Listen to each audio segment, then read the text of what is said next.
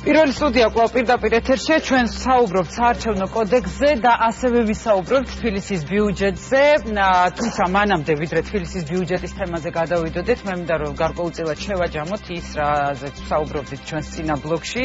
აქ გაიჟღერა ერთ-ერთმა ასეთმა ფრაზამ, რომელისათვის რომ ოპოზიციას ჰქონდეს საშუალება რომ რაღაც შედეგი მიიღოს და ყოველ შემთხვევაში მისთვის დადებითი შედეგი მიიღოს, უნდა შეთანხმდნენ ერთიან კანდიდატზე. ბატონ კახა, ამასთან დაკავშირებით თქვენი აზრი მაინტერესებს, როგორ მიმდინარეობს ეს მოლაპარაკების პროცესი. ამაზე აუცილებლად მოგახსენებთ, მაგრამ წინა ბლოკი საკითხზე სულ მოკლე რეპლიკა. პირველ რიგში რაც თქვა ბატონმა ბუკიამ, ბატონმა გიგა ბუკიამ, ეს არის ფაქტობრივად არაზუსტი იყო ის ინფორმაცია, რომელიც თქვა თითქოს გაითვალისწინეს ჩვენი შენიშვნები და ჩამოთვალა რაღაც საკითხები.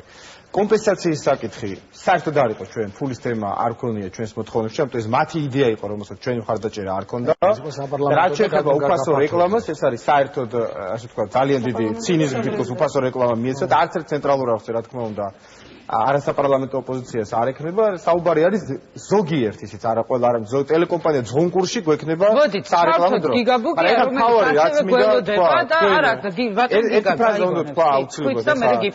მე როცა გამოვიდა ბატონი პავლე კუბლაშვილი, მასთან ერთად ჩვენ მქონდა საარჩევნო კოდექსთან დაკავშირებით ძალიან დიდი დებატები ხანგრძლივი დროის მანძილზე და არ ვიცი აგერ მწარე ღიმილით უყურებდით. ეხლა ასე ლაპარაკობს, ეხლა გიგა რომელთანაც ერთად ჩვენ კუბლაშვილს ვსაუბრობდით, ეხლა აი სილქტივის არ ვიცი რამდენი აქვს მეხსიერება, საინტერესო არის თუ შეიძლება რომ 2 წლით რომ გადავახვიდოთ უკან და ვნახავთ როგორ ლაპარაკობს ბატონი გიგა ბუკია ზუსტად იმას სიტყვაში რასაც ლაპარაკობს დღეს ბატონი კუბლაშვილი და ბატონი კუბლაშვილი როგორ ლაპარაკობს ზუსტად იმას სიტყვით რასაც ლაპარაკობს დღეს ბატონი გიგა.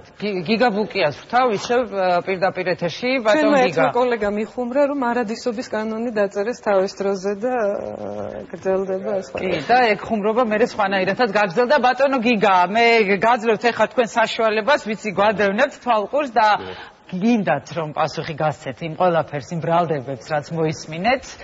რამდენად სამართლიანია ეს ბრალდებები, რაც თქვენი გუნდის მიმართ გაისმა. ახლა თქვენ ეთერში აქ ვიგრძენი, რაც ნიშნავს იყო უმცირესობაში, მე ამ მომენტში უმცირესობაში უმრავლესობას ისინი წარმოადგენენ და მე მინდა გითხრათ, რომ რა თქმა უნდა ჩვენ არ გვაქვს პრეტენზია იმაზე, რომ კანონმდებლობა კოდექსი არის იდეალური და იდეალური ალბათ ვერასდროს ვერ იქნება, მუდმივად იქნება ცვლილებები. მაგრამ მე მოგახსენეთ, რომ 250-ზე მეტი ცვლილება შევიდა აქედან 50-ზე მეტი არის, რომელიც არის პრინციპული, დანარჩენი რა თქმა უნდა არის ტექნიკური, მაგრამ თქვენ წარმოვიდგინეთ, რომ ამდენი ტექნიკური პრობლემაც კი არსებობდა იმ კოდექსში. მაგრამ არა მარტო კოდექსი არის არჩევნები, მე თქვენ კარგად მოგეხსენებათ, წინა საარჩევნო გარემო და ზოგადად გარემო, რომელიც წლების განმავლობაში თქვენ გახსოვთ, სანამ არჩევნების დღე გამოცხადდებოდა, მე 60 დღეს იმისით დაამტყვრნენ შაბათ-კვირა დღეს, ამ დღესასწაულს გამოეცხადებიათ, რამე თუ პარტიებს ადამიანებს არ ქონდათ საშუალება მომზადებული იყო. დღეს არჩევნები 4 თვით ადრე, დღე არჩევნების უკვე ცნობილია, არჩევნების დღე უკვე ცნობილია და აქედან გამომდინარე, როგორც საპრეზიდენტო არჩევნები 4 თვით ადრე გამოცხადდა, ისე თვითმმართველობის არჩევნები უკვე გამოცხადებულია. ამის გარდა თვითმმართველობებს რაც შეეხება, ბევრი ცვლილებაა შესული, მაგრამ მე არ შეიძლება შევეხო პალიკოს მიერ წამოჭრილ ორ მთავარ საკითხს. ერთი შეეხებოდა რეგისტრაციიდან მოხსნილი ამომრჩევლების თითქოს ჩვენ ამ რეგისტრაციიდან მოხსნილ ადამიანებს მივეცით რაღაცა ისეთი მექანიზმი, სიამდვილეში რა ხდებოდა.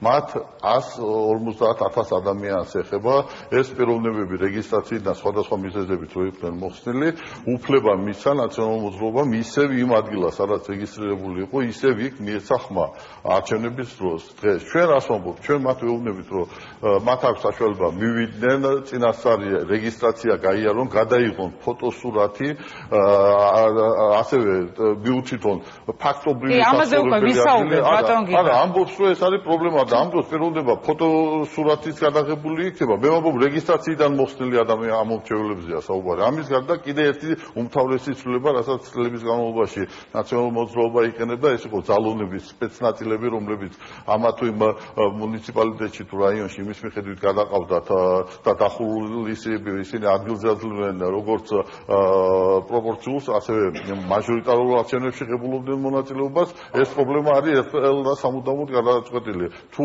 მუდმივი სამუშაო ადგილი მათი იქ არ არის და დროებით არიან გადაყვანილი, მათ უფლება არ ეძლევათ მერების, გამგებლების და მაჟორიტარულ არჩევნებში მიიღონ მონაწილეობა. ეს არის უდიდესი რეალურად გაკეთებული და გადადგმული ნაბიჯი. ამის გარდა მრავალი ის პრობლემა, რომელიც რეალურად წლების განმავლობაში აწუხებდა ოპოზიციას, ჩვენს მიერ არის გასწორებული, ჩასწორებული და აბსოლუტურად პრობლემა გადაჭრილი. ერთადერთი თემა, თუ შეიძლება, ერთადერთი თემა, რასაც მრავალმანდატიან პროპორციულ მაჟორიტარულ საკითხს ითხოვენ, ასე ვთქვათ, არასამთავრობოები და ოპოზიცია, ეს არ არის დემოკრატიის საზომი. არის ქვეყნები, სადაც არის ერთმაჟორიტარიანი პირდაპირ წესით არჩეული არჩევნები და არის მრავალმაჟორიტარიანი. ეს არ არის არანაირი სტანდარტი. გასაგებია თქვენი არგუმენტები, ბატონო გიგა.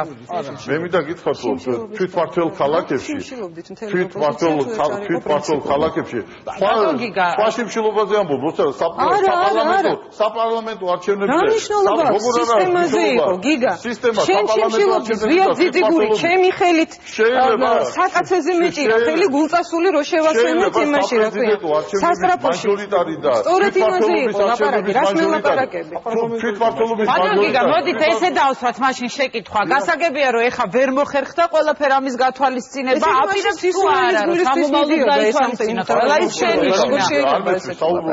ბატონო გიგა, გასაგებია, რომ ეხლა არ მოხდა ამ ყველაფრის გათვალისწინება, ამ მოთხოვნების დაკმაყოფილება, რომელზეც თქვენ საუბრობდით თავის დროზე, როდესაც იყავით ოპოზიციაში და ეს გაგახსენეს აქ ჩვენი სტუდიის სტუმრებმაც. მე მაინტერესებს ახლა თქვენგან მოვისმინო, მოხდება თუ არა, ფიქრობთ თუ არა იმაზე, რომ შესაძლოა აი ეს მოთხოვნები დაკმაყოფილებული იყოს და აპირებს თუ არა, რომ ყველა ეს დაპირება, რომელიც ამ კონკრეტულ საკითხთან დაკავშირებით იყო გაცემული თქვენს მიერ, შესრულდება ადრე თუ გვიან. ეკა მე თავშივე ვთქვი, რომ პროცესი არის დაწყებული იმ რეალური მოთხოვნების და რეალური საჭიროების, რაც იყო და რისი შესაძლებლობაც იყო 90%-ზე მეტი გათვალისწინებულია და ჩადებულია და ახლა თუ არ გვინდა დავინახოთ რეალურად და სურათი გარდა როიანის წინადადებები და თუ არის სურათის აღმოჩენა ისე უნდა წინასწარ განწყობა აქვს იმისათვის მართლა რომ დამარცხებისთვის არიან ალბათ განწერული ამას თუ ფიქრობენ ეს უკვე მათი პრობლემაა და არა ჩვენი პრობლემა იმუშაონ ამორჩევლთან და მაგის პრობლემა იქნება მაგას ნახავთ არ რა თქმა უნდა გახა არჩევნები გვანახებდა თუ მოგებული არჩევნებით შეიძლება გიგა პრობლემა იყოს მოგებული არჩევნებით დაგიჯდება ქართველი საქართველოს მოქალაქეები და ამორჩევლები გადაწყვეტავენ ვის წინადადებები და მე სხვა თემაზეც მინდა რა რომ ვისაუბროთ რა ძალიან დიდი მადლობა და ცოტა ხნით ისევ გემშვიდობებით თუ გაქვთ დრო შეგიძლიათ ასევე დარჩეთ ჩვენთან ერთად ლევან ძალიან მოკლე რეპლიკა და უკვე გადავიდეთ ბატონმა გიგამ ორ ჩართვაში მნიშვნელოვანი ერთმანეთისგან ურთიერთგამომიცხავი განცხადება გააკეთა, რომ ჯერ თქვა რომ დღესო არისო 7 მარტიო და არ ვიცითო რამდენი თვითმართველი მუნიციპალიტეტი გვექნება და არ ვიცითო რამდენი გამგებელი გვეყოლებაო და ეხლა გვეუბნება რომ აი ხედავთო დღესო 7 მარტსო თქვენ უკვე იცით როგორ არჩევნებს ჩავატარებთო და არ ვიცით როგორი რა გორი რამდენად დაიყოფა იცის ვინმე გორში ან თბილისში არავინ არის მეორე რაც შეეხება ერთმანდატიანი ოლქების საზომი არ არისო ის დემოკრატიული საზოგადოება თავში ურტყავდა ნაციონალურ მოძრაობას იმ ფუნდამენტურ დოკუმენტს, რასაც ქვია EUTOS დოკუმენტი, სადაც წერია, რომ ერთმანდატიანი ოლქები არ არის პრობლემა, თუკი ეს ერთმანდატიანი ოლქები არის თანაზომადი. და ამას ითხოვდა წლების განმავლობაში საერთაშორისო და მათ შორის ბატონი გიგას ხელისუფლებიდანაც დღეს ითხოვს და მოითხოვს აუცილებლად EUTOS და ვენეციის კომისიის ერთობლივ იყო წლების განმავლობაში ეს დოკუმენტს დებდნენ და გრძელდებოდა და მესამე ბატონმა გიგამ დავამთავრებ ბატონმა გიგამ წეღან ახსენა 2010 წლის დოკუმენტი რომელზეც 30% იყო და ხელი მოაწერეთო თუ ეს დოკუმენტი არის საბრალდებო დასკვნა ჩემი მაშინ ეს საბრალდებო დასკვნა აიღოს ბატონმა გიგამ წაიღოს კოალიციაში და მიუტანოს ბატონ ზურაბ ტყემალაძეს რომელიც ბატონი გიგასგან განსხვავებით გაცილებით არ მიდორულია იმიტომ რომ ეს ამკაც პატივს რატო უცებ არ ვეთანხმებ, მაგრამ მაშინაც იძახდა 30% კაიაო და დღესაც იძახის. თუ ეს საბრალდებო დოკუმენტია, მიიტანოს კოალიციაში და იგარჩიონ მერე. ძალიან მოკლედ ვიტყვი, ახლა გაუგონარი რამ მოვისმინეთ, რომ თურმე მთელი ოპოზიცია მაშინ შიმშილობდა იმისთვის, რაც არც ისე მნიშვნელოვანი ყოფილა და ეს შიმშილობა ეხებოდა საარჩევნო სისტემას სწორედ. საარჩევნო სისტემა იყო ის ძალიან მნიშვნელოვანი რამ, რაც უცებ შეცვალა ნაციონალურმა მოძრაობამ არჩევნებამდე რამოდენიმე ხნით ადრე და ჩვენ იძულებული გავხდით, რომ მიგვემართა ამ უკიდურესი ზომისთვის და სისტემა განაპირობებს ეკა სწორედ იმას, რომ თქვათ, ჩვენ გავერთიანდით, იმედი მაქვს, რომ ეს ასე მოხდება, გავაყენეთ კარგი კანდიდატები, გაიმარჯვეს იმ ჩვენმა კანდიდატებმა, მაგრამ სისტემის მიერ შექმნილი უმრავლესობებით ხელისუფლება მოახერხებს იმას, რომ არჩეული კანდიდატი გადააყენოს აბსოლუტურად უსაფუძვლო თანამდებობიდან. არის აბსურდული ამისთვის და უკვე გადავიდეთ ასევე არანაკლებ საინტერესო თემაზე, რაც ეხება თბილისის ბიუჯეტს. შეთანხმება მიღწეულია, თბილისს უკვე აქვს ბიუჯეტი. მოდით გავიგოთ, რაზე და როგორ შეთანხმდნენ მერია და საკრებულო და როგორი იქნება თბილისელებისათვის მთავარი ფინანსური დოკუმენტი. ჩვენ პირდაპირ ეთერში გვერდება მერის მოადგილე ბატონი პაპუნა პეტრიაშვილი. ბატონ პაპუნა, მოგესალმებით. დიდი მადლობა, რომ მოთმინებით გველოდებოდით. ბატონო პაპუნა, სამთვიანი ომი დასრულდა, თუმცა მე მაინც პირველ რიგში მაინტერესებს თქვენი აზრი. ეს ბიუჯეტი, რომელიც ეხლა მიიღეთ, არის თბილისელებზე ორიენტირებული ბიუჯეტი? რომელიც მიიღო საკრებულომ. კიდევ ერთხელ მოგესალმებით. მე პირველ რიგში აღვნიშნე, რომ დღევანდელი დღე შედეგია იმ ორდღიანი აქტიური მუშაობისა, რასაც ჩვენ აწარმოებთ საკრებულოსთან. ჩემთვის დღემდე გაურკვეველი რჩება, თუ აქამდე რატო არ ხდებოდა ესეთი განხილვები საკრებულოში. მინდა აღვნიშნო, რომ აქამდე ყველა განხილვა უკავშირდებოდა, იყო ძალიან ზოგადი, არ ყოფილა შინაარსობრივი განხილვა. მაგალითისთვის მე შემიძლია გითხრათ, რომ ის სამუშაო, რაც ჩვენ ამ ორ დღეში გავწიეთ, ეს სამუშაო სწორედ ის სამუშაო, რომელიც გაწეული უნდა ყოფილიყო ჯერ კიდევ ნოემბრის და დეკემბრის თვეში. ჩვენ და საკრებულოს შორის ჩვენ ყოველთვის ვიყავით ზად და არაერთხელ გამოგვითხარით. კი, მე მახსოვს სწორედ, რომ თქვენ საუბრობდით იმაზე, რომ ყოფილიყო აი მსგავსი მუშაობა და რაღაც შეთანხმებულად გემუშავათ მერიას და საკრებულოს ბიუჯეტის პარამეტრებზე, ბიუჯეტზე და ასე შემდეგ. მაინც როგორ ფიქრობთ და რითი ახსნით იმას, რომ საკრებულომ მხოლოდ ეხლა შეცვალა ეს გადაწყვეტილება და ეხლა გამოვიდა იმ ინიციატივით, რომელიც საბოლოოდ დასრულდა მაინც კარგად და თბილისელებს აქვთ ბიუჯეტი. იცით რა, მე ვერ ვიტყვი საკრებულომ რატო შეცვალა გადაწყვეტილება, მაგრამ ფაქტია, რომ საკრებულომ გადაწყვეტილება შეცვალა ბოლო 2 დღის განმავლობაში. აქამდე ყველა მათი შენიშვნა, ყველა მათი საქმიანობა მიმართული იყო იქითკენ, რომ 11 მარტამდე არ ყოფილიყო ბიუჯეტი დამტკიცებული და ამის შემდეგ ავტომატურად ხდებოდა საკრებულოს დათხოვნა და მე შემდგომ თბილისში პირდაპირ სახელმწიფო მმართველობის შემოღება. მხოლოდ ბოლო 2 დღეში ჩვენ დავინახეთ საკრებულოსგან იმის ზაობა, რომ ბიუჯეტი შინაარსობრივად ყოფილიყო განხილული, ბიუჯეტი ყოფილიყო მიღებული და სწორედ აი ამ 2 დღეში ჩვენ შევძელით, შევიმუშავეთ ბიუჯეტის უფრო განახლებული პროექტი, შევიმუშავეთ თქვათ იგივე ეს რეგულაციები, რასაც საკრებულო ითხოვდა. დიდად განსხვავდება ეს პროექტი იმ პროექტისგან, რომელსაც საკრებულოს მერიას თავაზობდა წინა რამდენიმე ჯერზე. ძირითად სხვაობა ჩვენს მიერ შეთავაზებულ ბიუჯეტსა და საკრებულოს მიერ დამტკიცებულ ბიუჯეტს შორის არის სამი მიმართულებით. პირველ რიგში ჩვენ 28 თებერვალს ბოლო ბიუჯეტი როდესაც შევთავაზეთ საკრებულოს, მასთან შედარებით საკრებულოს დღევანდელ ბიუჯეტში შემცირებული აქვს სოციალური მუხლის შემცირება, გამხანაგობის დაფინანსება და რაც ყველაზე მთავარია, განავლებულია თანხა, რომელიც უნდა მოხმარებოდა წელს ავტოპარკის განახლებას, კერძოდ მუნიციპალური ავტობუსების შეძენას. ამაზე საკრებულოს ამან გარკვეული კომფორტით შეუქმნა საკრებულოს ბიუჯეტის გადაბალანსების კუთხით, კერძოდ 60 მილიონი ლარი ამოიღეს ამ მუხლით და შესაბამისად გადაანაწილეს სხვა მუხლებზე და ამ მხრივ საკრებულოს ბიუჯეტის დაბალანსების პრობლემა დღევანდელ დამტკიცებულ ბიუჯეტში არ ქონია. ბატონო პაპუნა, ერთი რამ მაინტერესებს კიდე, ის რომ უკვე მიღებულია ბიუჯეტი, ნიშნავს ეს იმას, რომ საკრებულოს მხრიდან მოიხსნა ერთგვარი ულტიმატუმი, რომელზეც იყო წინა დღეებში საუბარი მთავრობის გადადგომასთან დაკავშირებით. იცით რა, რაც არ უნდა გასაკვირი იყოს ბოლო 2 დღის განმავლობაში, როცა იყო უკვე ბიუჯეტის შინაარსობრივ განხილვაზე საუბარი, საერთოდ არ დაყენებულა ეს წინადადება, თქვათ იგივე გამგებლების გადაყენებაზე, იგივე მთავრობის დაკომპლექტებაზე და ასე შემდეგ. ჩვენ მიუხედავად იმისა, მე თქვა მინდა რომ მიუხედავად იმისა, რომ არ არის გათვალისწინებული ბიუჯეტში ავტობუსების შესაძლებელი თანხა, რაც ჩვენი აზრით ძალიან მნიშვნელოვანია ქალაქისთვის და ამ პრობლემის წინაშე ქალაქი ძალიან მალე დადგება.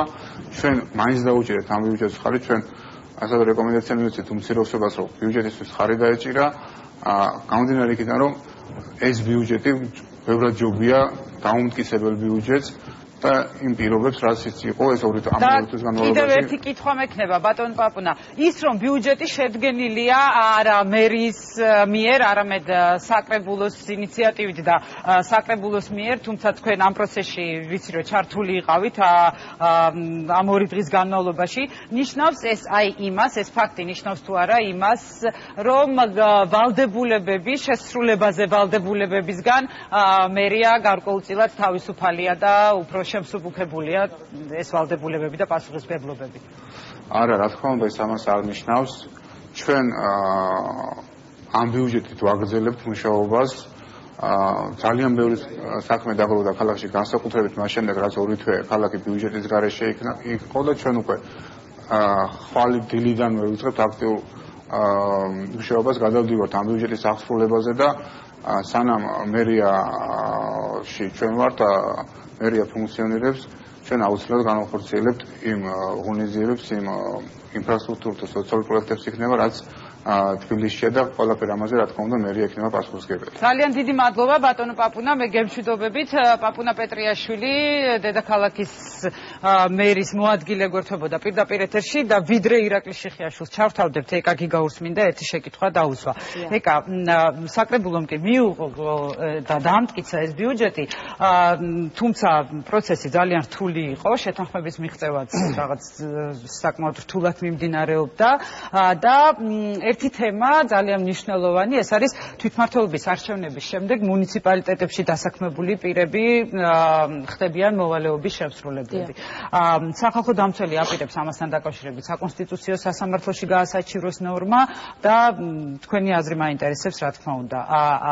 ის და ამასთან დაკავშირებით გარკვეული არგუმენტები აქვს, რა თქმა უნდა, მთავრობას და თქვენ ეს მოსმენილი გაქვთ, რომ ახალი კონკურსის შემდეგ ისინი კვლავ აიყვანენ ამ ადამიანებს სამსახურში. ეს არგუმენტი რამდენად დამაჯერებელია თქვენთვის და ზოგადად როგორ ფიქრობთ, რამდენად სამართლიანია ასეთი ნორმა?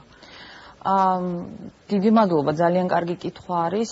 მართლაც ჩვენი ორგანიზაციაც აპირებს, რომ მიმართოს საკონსტიტუციო სასამართლოს და ნამდვილად ვერ ვიტყოდი, რომ ეს ნორმა არის სამართლიანი, პირიქით ის არის მართლაც უსამართლო და ეწინააღმდეგება კონსტიტუციის და ჩვენი კანონმდებლობის იმ ნორმებს, რომელიც უზრუნველყოფს იმას, რომ საჯარო მოხელე შეიძლება განთავისუფლებული იყოს მხოლოდ და მხოლოდ გარკვეული საფუძვლის შემთხვევაში და არ შეიძლება რომ საჯარო მოხელის სამუშაო და მისი სამუშაოში ამ კონკრეტულ პოზიციაზე მუშაობა იყოს დაკავშირებული რომელიღაცა პოლიტიკურ ციკლთან. იმ უბრალო მიზეზის გამო რომ ეს უნდა იყოს აპოლიტიკური სამსახური და საჯარო სამსახურის მოხელე ზოგადად ემსახურება ყველა მოქალაქეს მიუხედავად მათი პოლიტიკური შეხედულებების. აქედან გამომდინარე, მართლაც ეს ნორმა არის უსამართლო. გარდა ამისა, ჩვენ ყველას უნდა გვახსოვდეს, რომ ეს გარკვეულწილად იმოქმედებს თვითონ საჯარო მოხელეებზე,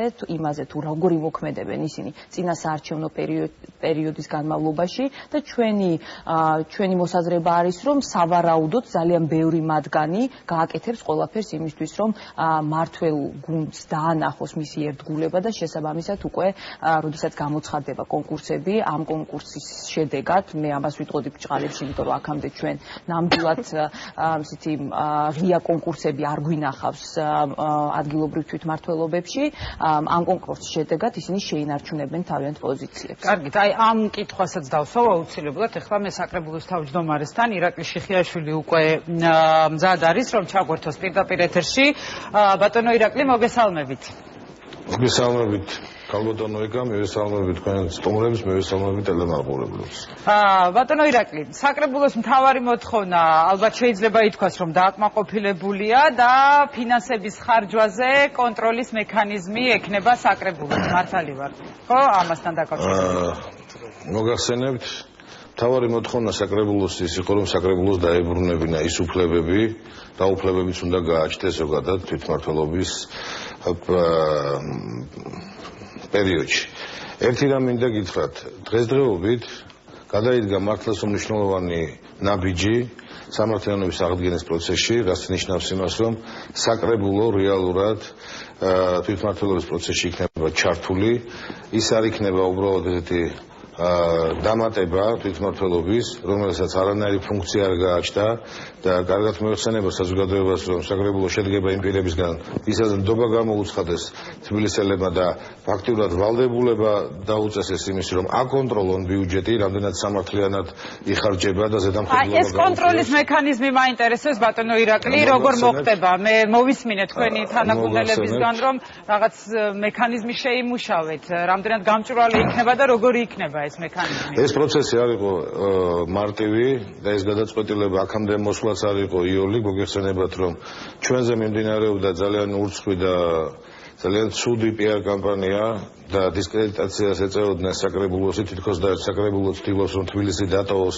ბიუჯეტის გარეშე, თითქოს და საკრებულო ცდილობს, რომ შემოიყვანოს ცენტრალური მმართველობა იმის ხარჯზე, რომ ბიუჯეტს არ მიიღებს და შესაბამისად კანონის ამოქმედების ბატონო ირაკლი ამის შესახებ, მაგრამ შემდეგ უცბად შეცვალეთ გადაწყვეტილება, ესეც საინტერესოა, რამ შეგაწევინათ გადაწყვეტილება. მიზანი, რომ არ ვიღებდით ბიუჯეტს ერთ რამეში მდგომარეობდა, ჩვენ არ გვინდოდა ბიუჯეტი შეგვედგინა იმ ერთი ადამიანისთვის, რომელიც დახარჯავდა ბიუჯეტს თავისი პარტიის და პირადი ინტერესებისთვის. ამ ადამიანს ქვია უგულავა, რომელიც არის ბრალდებული ბიუჯეტის გაფლანგვაში.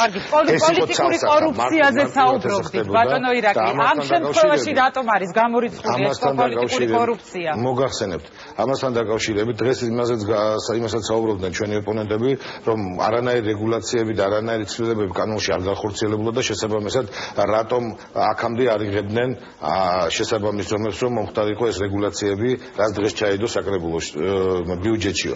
მინდა გითხრათ, რომ საკრებულოს არ გააჩნია უფლება თვითონ წარმოადგინოს ბიუჯეტი. ბიუჯეტი უნდა შემოიტანოს მერიამ. აი მერია, როდესაც დათანხმდა ჩვენი პრინციპულობის გამო, როდესაც დაინახეს, რომ არანაირად საკრებულო არ დათანხმდება ისეთ ბიუჯეტს ხაზგასმით ვიძახი, რომ ხელის ფათურის საშუალება გააჩნდეს რომელიმე პოლიტიკურ ძალას, მას შემდეგ ისინი იძულებული გახდნენ, რომ მიეღოთ ბიუჯეტი, რომ არ დაშლილიყო მთავრობა და საკრებულო და არ დაეკარგათ ის პოზიციები და ის თანამდებობები, რაც გააჩნდათ. მე პირდაპირ ვიძახი ამას, მხოლოდ და მხოლოდ ამანამ აიძულა ის, რომ ისინი დაგვთანხმდნენ ხელი ულტიმატუმი მოხსნილია მთავრობის გადადგომასთან დაკავშირებით, ბატონო ირაკლი? ჩემ თვითმიზანი არ არის, რომ ვიღაცები თანამდებობიდან გადავაყენო და იმ თანამდებობაზე სხვა ადამიანები გავაჩინოთ. ჩემი მიზანი არის ის, რომ აღდგენილიყო სამართლიანობა თბილისის საკრებულოსა და მერიას შორის სახელისუფლებო ძალთა ბალანსი გასწორებულიყო. დღეს ჩვენ შეგვიძლია რეალურად ვაკონტროლოთ ეს ბიუჯეტი, ეს საკმაოდ ძიმე შრომის შედეგად განხორციელდა ხაზგასმით ვიძახი. შესრულებაზე ან შეუსრულებლობაზე, აი ამ ახალი რეალობის გათვალისწინებით, მაშინ როდესაც ინიციატივა მაინც თქვენგან მოდიოდა კი ერთობლივად შეიმუშავეთ ეს ბიუჯეტი. შესრულების ან შეუსრულებლობის შემთხვევაში თუ ეკისრება პასუხისმგებლობა საკრებულოს. მინდა მოგახსენოთ, საკრებულოს პასუხისმგებლობა ეკისრება პროექტის შეთანხმებაში. ანუ იმ ნაწილში, რა წარმოადგენს პროექტი, რა პროექტსაც წარმოადგენს მერია, საკრებულოს გარეშე ის ამ პროექტს ვერ აამუშავებს. პროექტის შეთანხმების ნაწილში, რა თქმა უნდა, ჩვენ პასუხისმგებლობას ვინაწილებთ მერიასთან, მაგრამ მისი განხორციელების ნაწილში კონტროლის მექანიზმი საკრებულოსია და პასუხისმგებლობა მერის. მე ერთი რამ მინდა საზოგადოებას უთხრა და მინდა თქვენც იცოდეთ ამის შესახებ. ყბადაღებულად ისმის ერთი რამ, რომ იგივე ბიუჯეტი დიდი არაფერი არ შეცვლილა. მე მაინტერესებს, აი თბილისელებისთვის რა შეიცვალა ამ ახალ ბიუჯეტში, თუ შეიძლება მას ახალი ამ ბიუჯეტში გავაჩინეთ ისეთი მუხლები და ისეთი თანხები, რომელიც ბუნებაში არ არსებობდა. ეს არის კოოპერატიული ბინადმშენებლობით დაზარალებული ადამიანებისთვის ასანაზღაურებელი თანხები და გვინდა რომ ჩვენ ეს პროცესი დაიწყოს და ამ ადამიანებს ბოლოს და ბოლოს აღუდგეთ სამართლიანობა. მეორე არის ავარიული სახლების გამაგრება, ხიდების შეკეთება, რომელიც სავალალო მდგომარეობაშია მთელს ქალაქში. კოლხური კოშკისთვის იქნება 500,000 ლარი გამოყოფილი მისი აღდგენისთვის, 100,000 მოწამისთვის, რომ დაიდგას ძეგლი მეტეხის ხიდზე, ამისთვის არის თანხები. მეწარმეთა ხელშეწყობისთვის ხაზგასმით მინდა ვთქვა, რომ იყო მანამდე შემოტანილი ბიუჯეტში 1 მილიონი ლარი და ჩვენ ჩავსვით 9 მილიონი ლარი. სასწრაფოს დახმარებას გაუზარდეთ 26 მილიონ ლარამდე თანხები.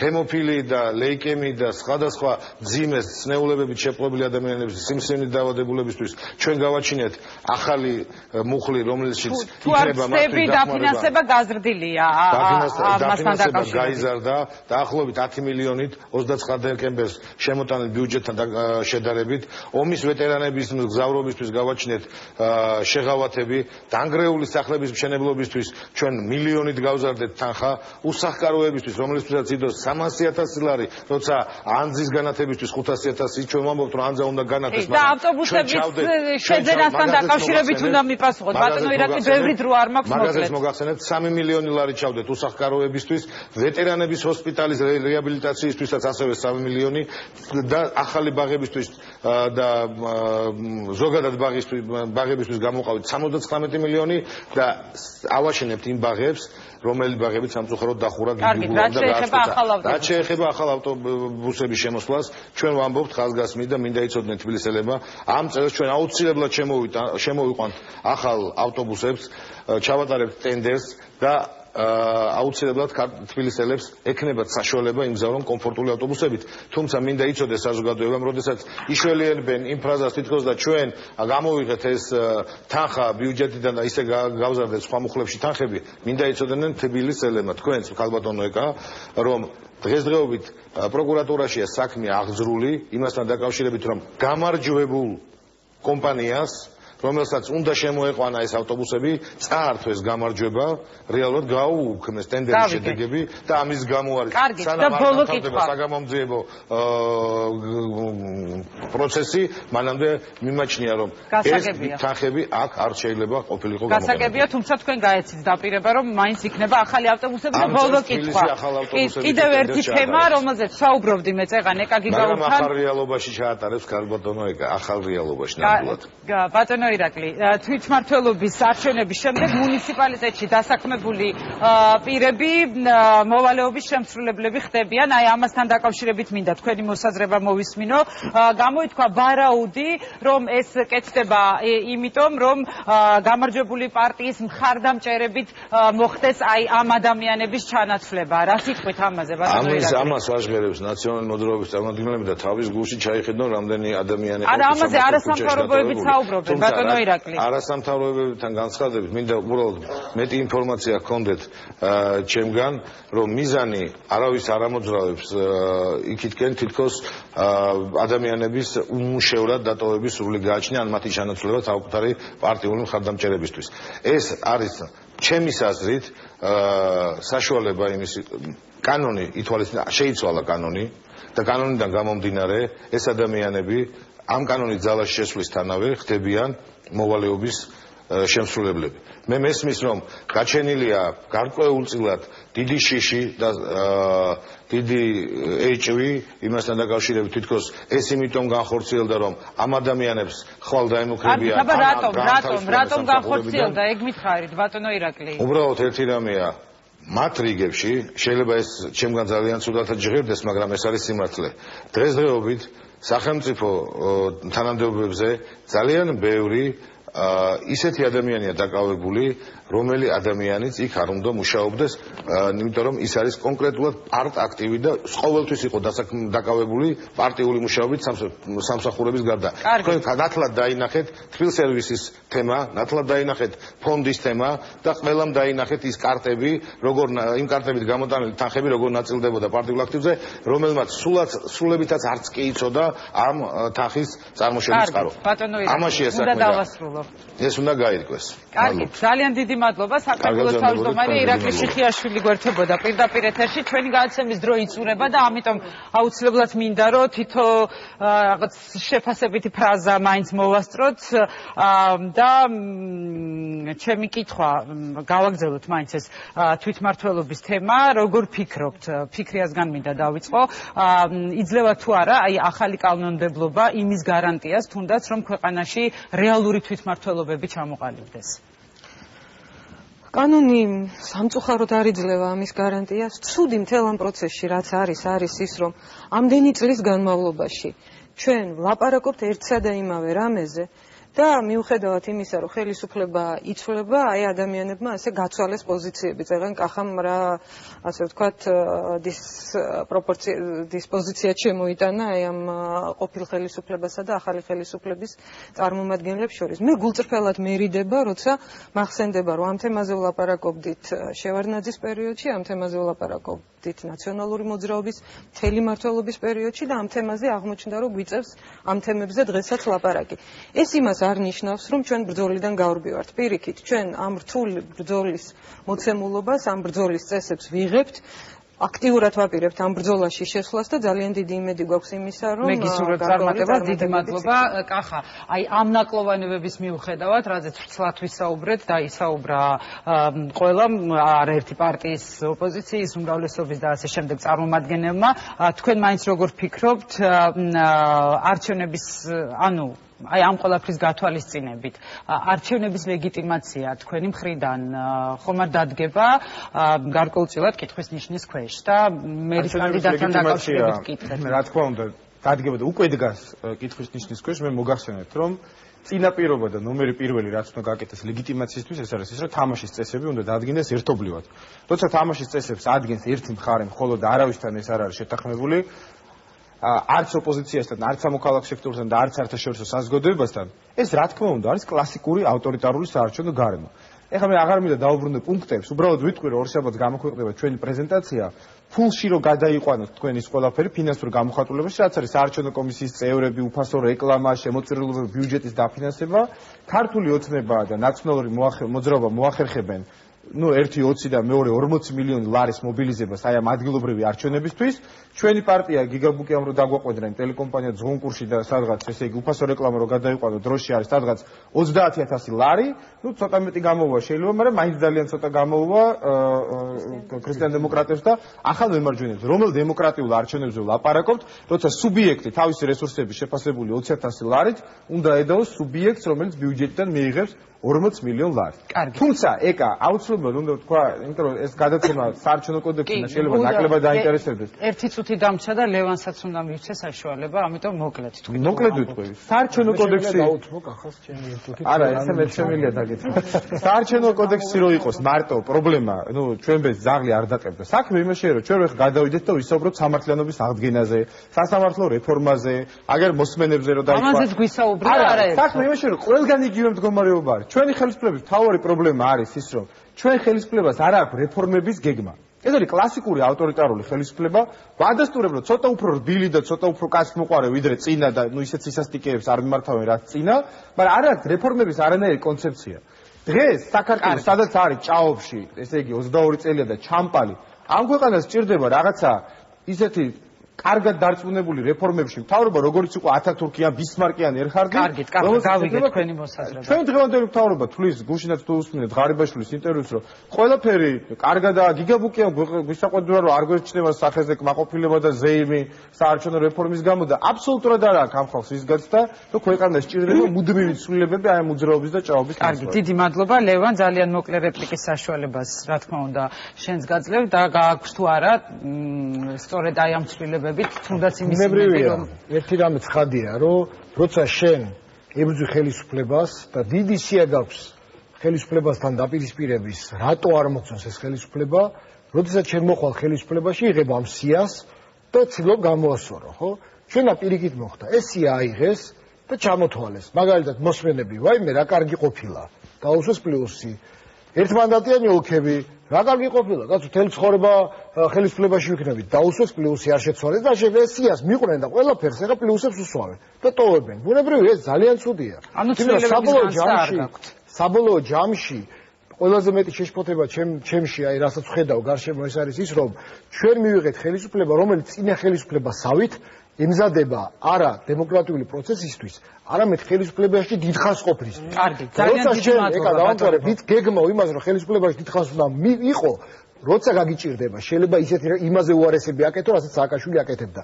ეს ყველაზე ცუდი და საშიშია სხვათა შორის დღევანდელი ხელისუფლებისთვის.